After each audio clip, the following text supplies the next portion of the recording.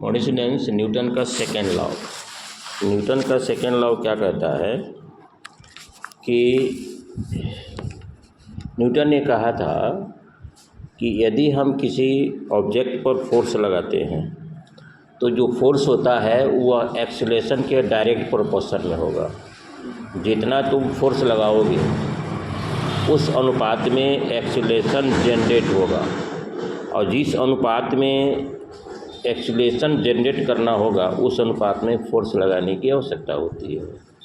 उसके second part में ये कहा गया है कि एक्सीलरेशन कोई कुछ भी जनरेट हो, मास उसका कांस्टेंट रहता है।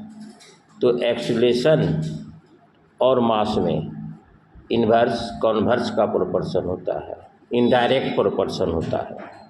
मास से कोई मतलब नहीं होता है। न्यूटन ने यह भी कहा था कि applied force in the direct proportion to the generate acceleration। किसी वस्तु पर असंतुलित बल आरोपित किया जाए तो असंतुलित बल आरोपित करने से उत्पन्न त्वरण बल के समानुपात में होता है, और उसके मास के क्या होता है, इन्वर्स कॉन्वर्स होता है, यानी विलोम होता है। यानी ए वेरिजेज 1/m ए वेरिजेज एफ। इसमें दो पार्ट्स हैं।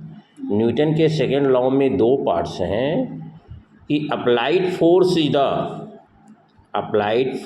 The direct proportion to the generated accelerations and conversely to their mass, और मास के क्या होता है, कन्वर्सली होता है।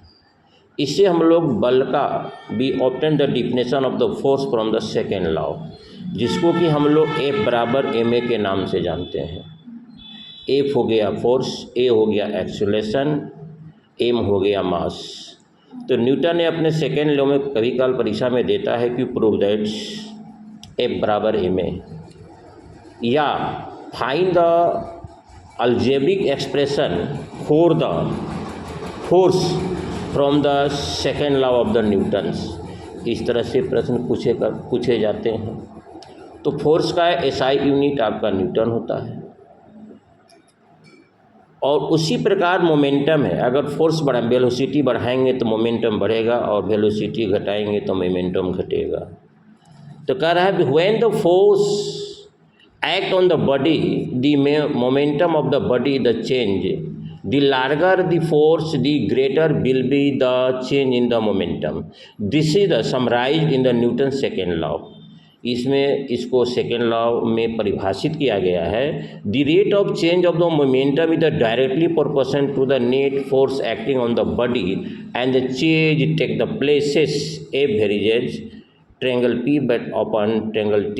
यानी मोमेंटम को P द्वारा इंडिकेट्स करते हैं और उसमें T से भाग दे देंगे तो आपका हो जाएगा रेट हो जाएगा।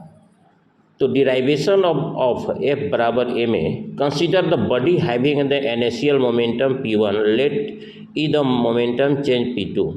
यानी उसका इनिशियल मोमेंटम P1 था, कुछ देर के बाद फोर्स को अप्लाइड करने के बाद T सेकेंड के बाद उसका मोमेंटम P2 हो जाता है। When the net force F act on it during at a time triangle T तक, तो rate of the change of the momentum P2 minus P1 upon T, और P2 बराबर mv is the finally velocity and P1 the mu is the initial velocity. इस प्रकार से हम लोग क्या करेंगे, न्यूटन के सेकेंड लॉ से फोर्स का डिफिनेशन हम प्राप्त करते हैं, और इसको हम अर्थमेटिक या अलजेब्रिक एक्सप्रेशन के द्वारा भी बताएंगे। तो भी और यू के ऊपर में जो तीर का निशान होता है, एरो मार्क्स होता है, वह वेरिएबल्स कहलाता है, यह परिवर्तनशील होता है। और ट्रेंगल T का मतलब होता है जैसे शुरू का समय 2 सेकेंड था और 10 सेकेंड तक हम लिए तो ट्रेंगल T हो गया, और 10 में 2 गया 8 सेकेंड हो गया। तो यह ट्रेंगल दिखाता है, यानी परिवर्तन। ट्रेंगल टेम्परेचर मतलब ताप में परिवर्तन। तो सबका अपना अपना ये क्या होता है, वर्ड होता है इंडिकेट्स करने का। यह है आपका न्यूटन का सेकेंड लॉ इसको और दूसरे सिस्टम से भी इसको प्रूव किया जा सकता है, जो डिफिनेशन में दिया गया है उसके आधार